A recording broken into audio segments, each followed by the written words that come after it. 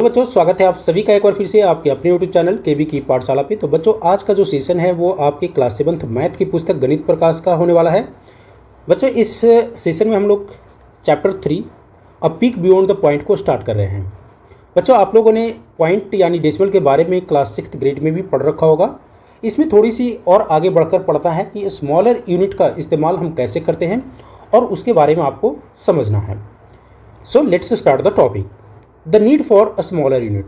Smaller unit की हमें क्या आवश्यकता पड़ती है। Sonu mother was fixing a toy. She was trying to join two pieces with the help of a screw. Sonu की जो मदर है वो एक टॉय टूटा हुआ है उसको फिक्स करने की कोशिश कर रही है। किसकी मदद से? तो स्क्रू की मदद से। Sonu was watching his mother with the great curiosity. Sonu जो है इस चीज़ को बहुत ही उत्सुकता के साथ अपनी मदर के द्वारा जो जोड़ा जा रहा है टॉय को स्क्रू की मदद से, उसको बहुत ही क्यूरियोसिटी यानी उत्सुकता के साथ उसको देख रहा है। His mother was unable to join the pieces. लेकिन इसकी मदर जो है उस पीसेज को जोड़ नहीं पा रही थी। Sonu asked why. तो इतने में सोनू पूछता है कि माँ आखिर आप इस चीज़ों को इस टॉय को क्यों नहीं जोड़ पा रही हैं। His mother said that the screw was not of the right size. इसकी मदर कहती है कि सोनू हम इसलिए नहीं जोड़ पा रहे हैं क्योंकि ये जो स्क्रू की जो साइज है ना वो राइट साइज का नहीं है। She brought another screw from the box and was able to fix the toy. अब क्या है, सोनू की माँ जो है एक दूसरा स्क्रू लाती है। यहाँ पर देखिए पहले तो क्या है डिफरेंट साइज का वो स्क्रू लाती है, लेकिन ये जो स्क्रू का जो साइज है वो परफेक्ट साइज का नहीं होता, राइट साइज का नहीं होता है, इसलिए she was not able to fix the toy. अब वो दूसरा स्क्रू बॉक्स से दूसरा स्क्रू निकालती है जो कि राइट साइज का होती है और अब उसको टॉय को जोड़ पाती है। The two screw looked the same to Sonu. यहाँ पर देखिए ये सोनू को ये जो दो स्क्रू है वो क्या दिखता है, सेम दिखता है। But when he observe them closely he saw they were of slightly different length. लेकिन जब उसको बहुत ही क्लोजली ऑब्जर्व करता है तब उसको पता चलता है कि नहीं ये दोनों सेम साइज का नहीं है बल्कि डिफरेंट लेंथ का है, अलग अलग लेंथ का है। यहाँ पर आप बात कर सकते हैं, जब आप वॉच करेंगे क्लोजली तब आप देखेंगे कि इसकी लेंथ और इसकी लेंथ में क्या है, अंतर है। Sonu was fascinated by how such a small difference in length could matter so much. अब सोनू को इस बात को जानकर के आश्चर्यचकित होता है कि कैसा एक छोटा सा अंतर, बहुत ही माइन्यूट अंतर इतना बड़ा डिफरेंस क्रिएट कर पाएगा। Okay, he was curious to know the difference in length.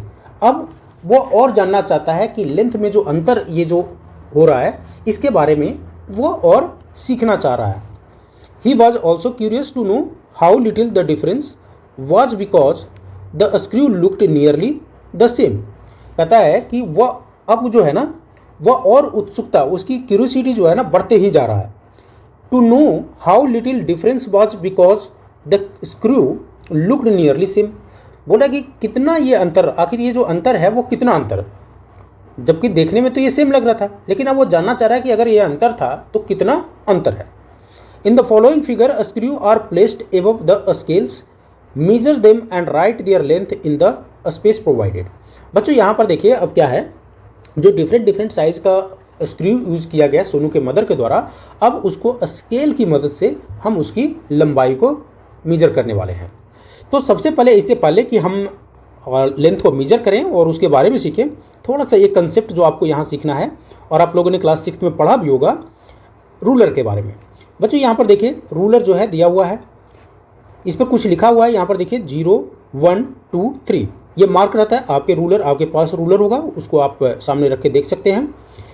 यहाँ जो एक कंसेप्ट बच्चों समझना है वो यह कि आपने क्लास 6 में भी पढ़ा होगा कि दो कंसेक्यूटिव नंबर के बीच का जो पार्ट होता है उसको टोटल हम बोलते हैं 10 पार्ट में डिवाइडेड होता है। ओके, जैसा देखिए यहाँ पर 1 2 3 4, यहाँ पर देखिए थोड़ा सा इसको मैं ये कर देता हूँ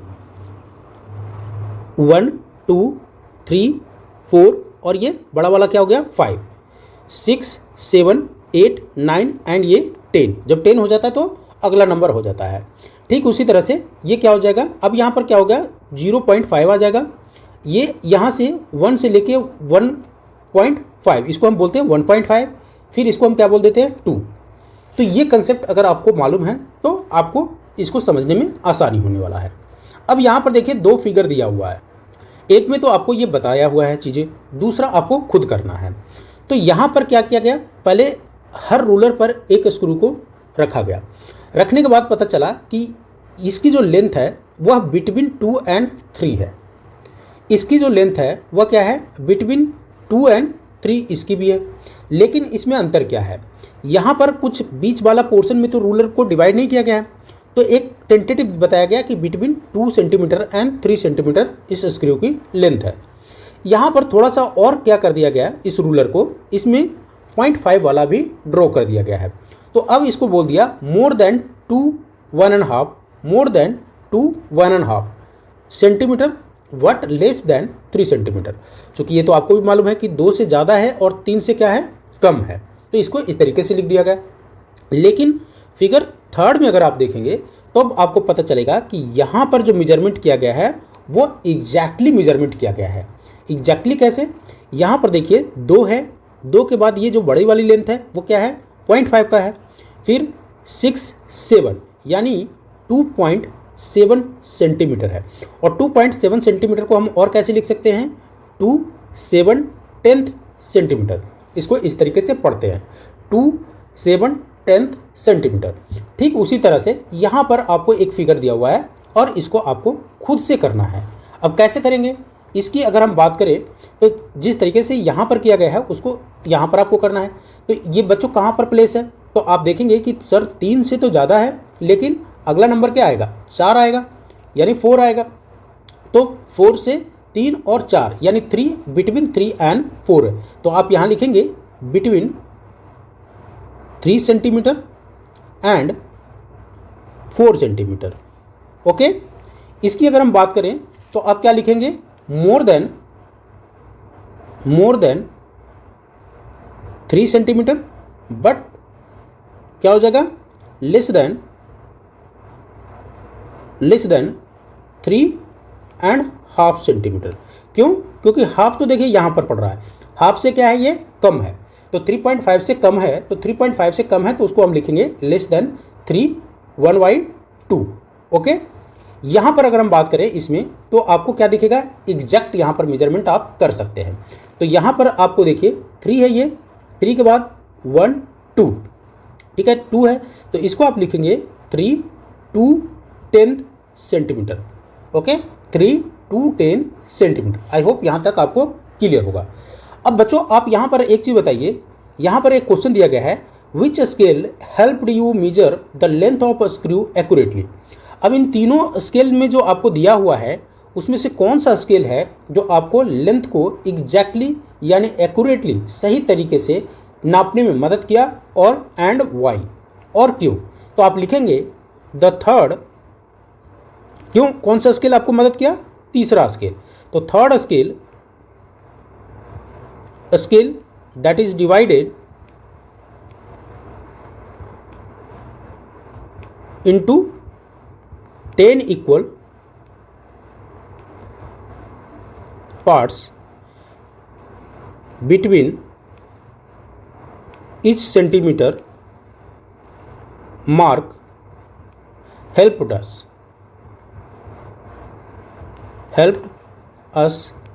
measure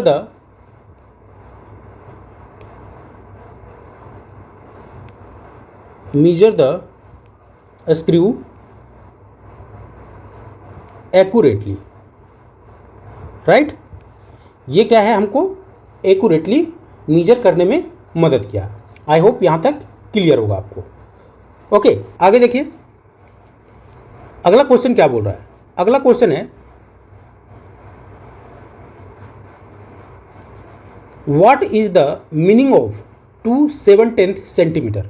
तो जैसा कि हमने बताया कि यहाँ पर क्या बोल रहा है, what is the meaning of 2 7/10 centimetre the length of the first screw. जो length of the first screw है 2 7/10 सेंटीमीटर, उसका मतलब क्या है। तो उसका मतलब आपको यहाँ पर समझाया गया है। As seen on the ruler the unit length between 2 consecutive number is divided into 10 equal part. जैसा कि हमने बताया कि हर दो नंबर के जो दो लगातार नंबर है उसके बीच में टोटल कितने इक्वल पार्ट्स होते हैं बच्चों? तो 10 इक्वल पार्ट होते हैं। To get the length 2 7/10 centimetre we go from 0 to 2। तो अगर हमको 2 7/10 सेंटीमीटर नापना है तो आप क्या करेंगे? सबसे पहले आप क्या करेंगे? हम क्या करेंगे कि 0 से 2 की ओर बढ़ेंगे। जब 2 की ओर पहुंच जाएंगे उसके बाद आप क्या करेंगे? Then take 7 parts of 1/10। अब ये जो 10 पार्ट्स में डिवाइडेड है उसका 7 पार्ट लेंगे, तो 7 पार्ट कुछ यहाँ पर आ जाएगा। Okay, then the length of the screw is 2 centimetre and 7/10 centimetre. Similarly we can make sense of the length 2/10 centimetre. Okay, तो जिस तरीके से आप इसको 2 7/10 सेंटीमीटर को नापे, ठीक उसी तरह से हम क्या कर सकते हैं? 2/10 सेंटीमीटर को भी नाप सकते हैं। ओके, अब यहाँ पर देखिए जो समझाया गया वो क्या है? वो ये है, आपको समझाया गया है कि 2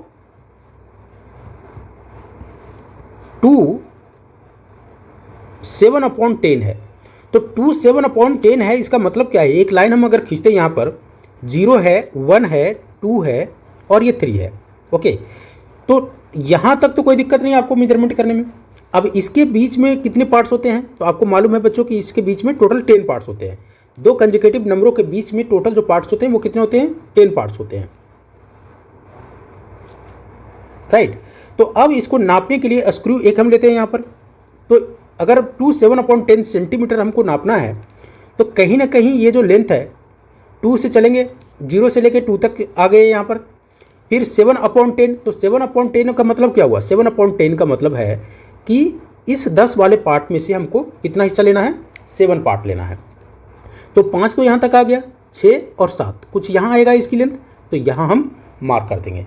और इसको हम लिखेंगे कैसे? इसका मीनिंग क्या होगा? इसका मीनिंग होगा 2 and 7/10 centimetre. Okay, I hope यहाँ तक क्लियर होगा। ठीक उसी तरह से अगर आपको अगला जो क्वेश्चन दिया हुआ है वो क्या दिया हुआ है? 3 2/10 सेंटीमीटर। 3 2/10 सेंटीमीटर। अब 3 2/10 सेंटीमीटर को मेजरमेंट करना होगा तो आप क्या करेंगे? 0 से आगे बढ़ेंगे, 1 2 3 4 हो जाएगा। अब इन दोनों के बीच में पार्ट होंगे तो कुछ यहाँ तक आएगा, 2। तो आप इसको लिखेंगे 3, इसको कैसे, इसका मीनिंग क्या हो जाएगा? 3 and 2/10 सेंटीमीटर, राइट। इसका मीनिंग ये हुआ। अगला क्वेश्चन क्या दिया हुआ है? आगे जो क्वेश्चन है उसको देखते हैं। तो आई होप यहाँ तक आपको क्लियर होगा। यहाँ देखिए 3 and 2/10 सेंटीमीटर, ये आपको समझाया गया है।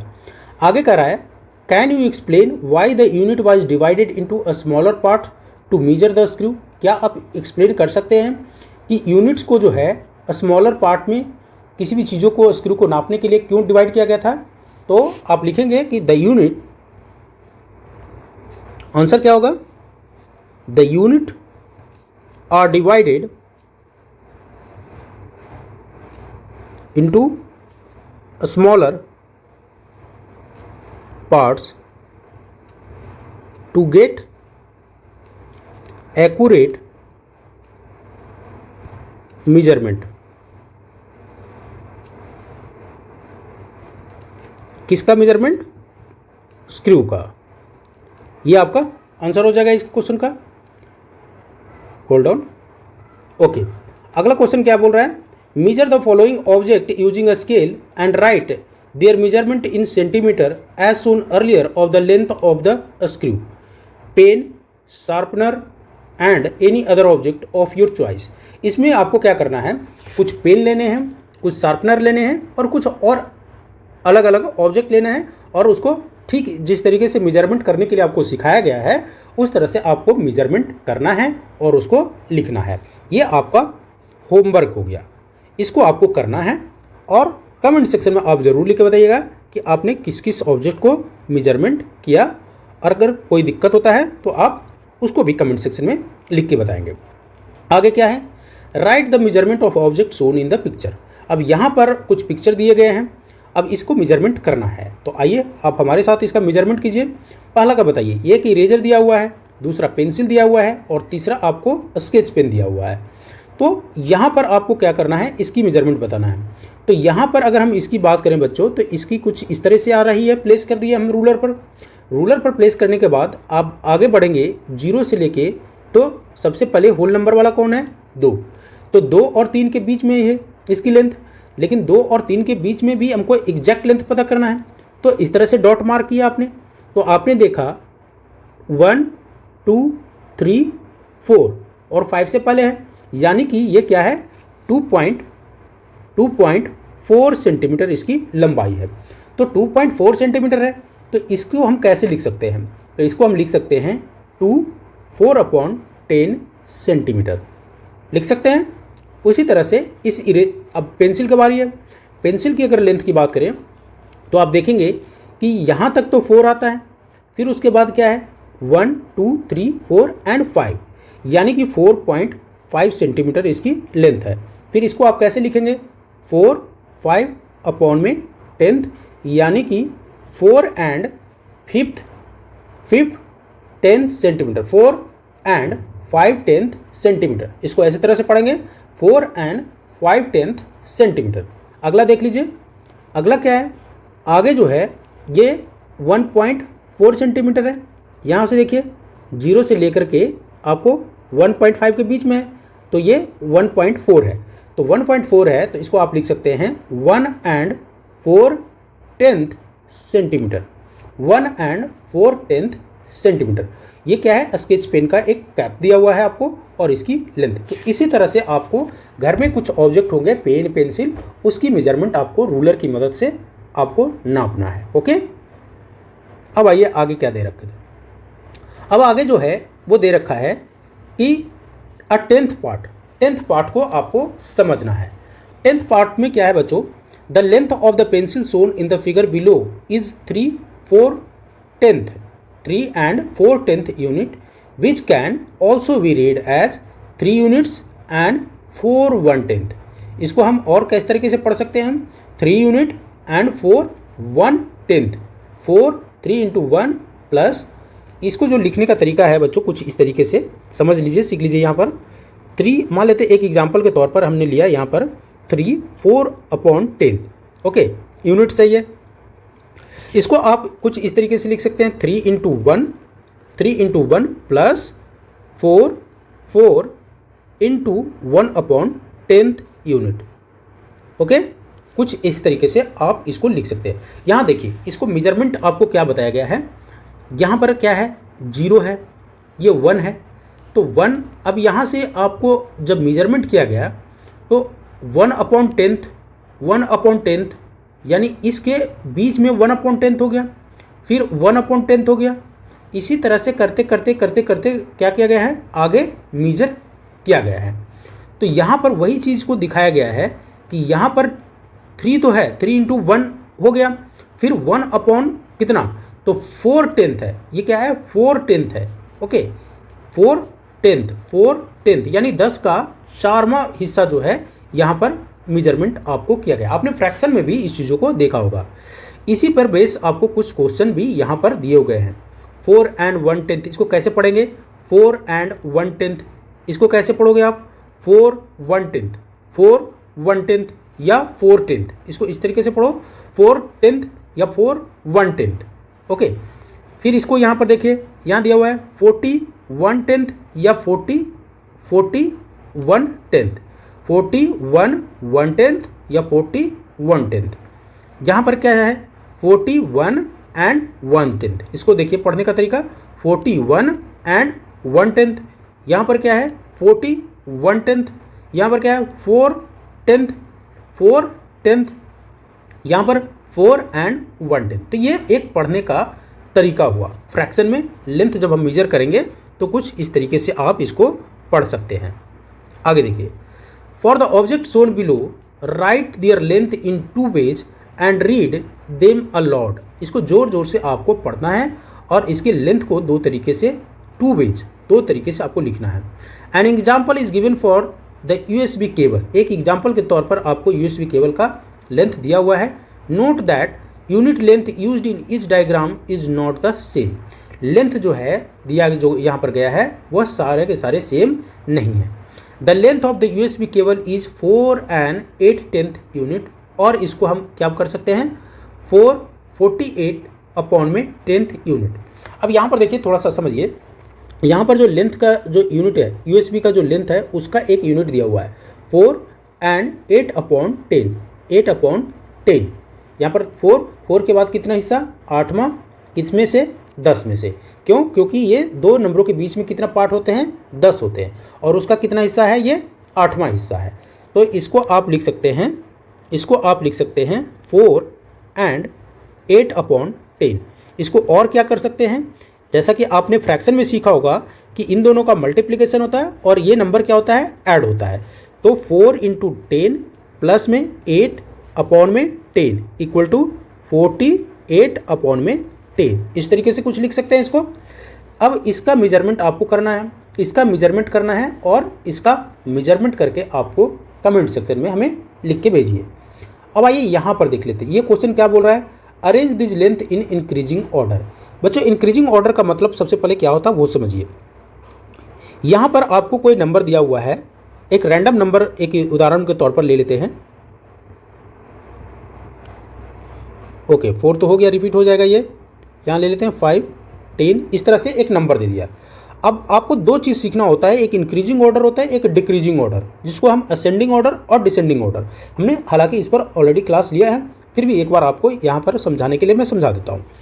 इंक्रीजिंग ऑर्डर मतलब होता है कि छोटा से लेकर के बड़ा की ओर। अब यहाँ पर सबसे छोटा आपको कौन दिख रहा है सर? छोटा हमको दिख रहा है 4। उसके बाद छोटा कौन दिख रहा है? उसके बाद दिख रहा है सर 5। ओके सबसे छोटा यहाँ पर आपको दिख रहा है 3। ठीक है, सबसे छोटा हमें दिख रहा है 3, उसके बाद 4 5, फिर क्या दिख रहा है आपको 8, फिर क्या दिख रहा है 9 एंड फिर क्या दिख रहा है 10। तो यानी सबसे छोटा से लेके बड़ा की ओर आगे बढ़ना है, इसको हम बोलते हैं इंक्रीजिंग ऑर्डर। इंक्रीजिंग ऑर्डर बोलते हैं। और यही बड़ा से अगर हम इसको अरेंज कर देते 10 9 8 5 4 3, तो ये हो जाता हमारा डिसेंडिंग ऑर्डर यानी कि डिक्रीजिंग ऑर्डर। डिक्रीजिंग ऑर्डर में ये हमारा हो जाता है। तो आई होप इंक्रीजिंग ऑर्डर और डिक्रीजिंग ऑर्डर का कंसेप्ट आपको समझ में आ गया होगा। अब हम इसको जो आपका क्वेश्चन दिया हुआ है उसको समझते हैं। यहाँ पर क्या कर रहा है, arrange this length increasing order में आपको इन लेंथ को अरेंज करना है। पहला क्वेश्चन क्या है, पहला में दिया हुआ है एक ही, अगर हम बात करें 9/10 दिया हुआ है, 9/10 हो गया, तो इसको तो कुछ करने की आपको ज़रूरत नहीं है। दूसरा में आप देखिए क्या दिया हुआ है 17/10 दिया हुआ है। अब इसको चेंज कर दीजिए। तो यहाँ पर आपको मैंने क्या बताया, इनको मल्टीपल और इसको एडिशन करना है, यानी कि 10 × 1 प्लस 7/10 इक्वल टू, ये आपको सिर्फ समझाने के लिए मैं कर रहा हूँ।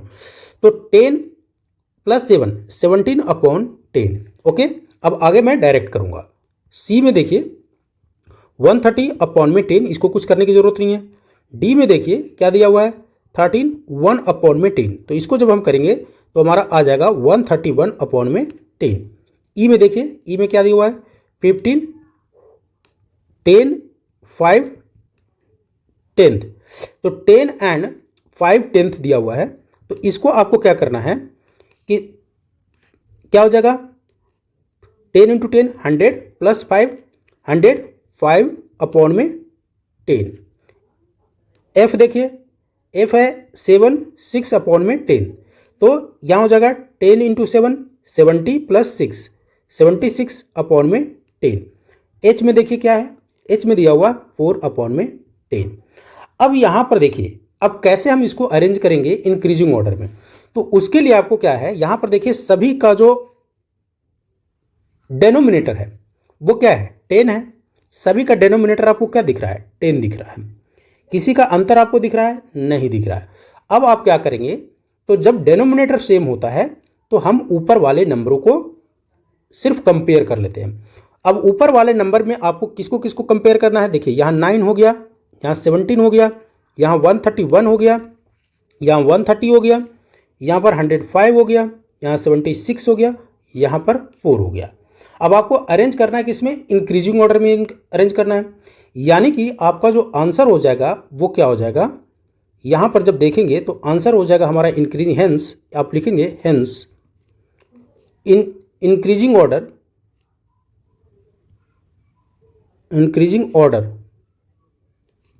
में कैसे करेंगे इसको अरेंज। अब सबसे छोटा आपको कौन दिख रहा है, तो आपको सबसे छोटा दिख रहा है 4/10। फिर क्या हो जाएगा, 4/10 इज लेसर देन किससे, 9/10 से, क्योंकि ये तो सभी का वैल्यू बेस क्या है, सबका सेम है। तो ऊपर वाला नंबर से आप कंपेयर कीजिए, जो छोटा है वो पहले, जो बड़ा है वो बाद में। फिर उसके बाद ये किससे छोटा है, तो 17/10 में। फिर उसके बाद अगर चलेंगे फिर 76, यानी कि ये आपका हो जाएगा कुछ इस तरीके से, इसको आप इस तरीके से करिए 7/10, फिर is less than 6/10 is less than 5/10 is less than क्या हो जाएगा, 130/10 इज लेस देन 131/10। ओके, तो ये आपका आंसर हो जाएगा। आई होप यहाँ तक क्लियर है। अब आगे आप इसको करिए, और फिर अगर आप नहीं बना पाते हैं तो इसको हम अगले सेशन में इसको कवर अप करेंगे।